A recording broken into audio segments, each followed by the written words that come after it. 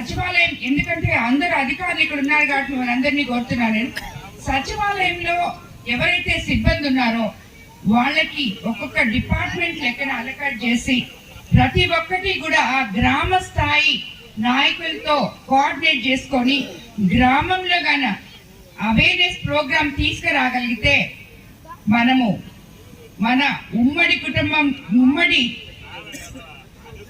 పార్టీలో, ఉమ్మడి దీంట్లో ఏదైతే మనం ప్రభుత్వం తరఫున అందిస్తున్నామో అవన్నీ కూడా అట్టడుగు ప్రజల వరకు, గ్రామ స్థాయి ప్రజల వరకు వెళ్తాయని చెప్పి ఎన్నో హాపిటేషన్స్ ఉన్నాయి. వాళ్ళందరికీ దీని గురించి తెలియదు. బట్ అందులో 2-3 చదువుకొని ఉంటారు.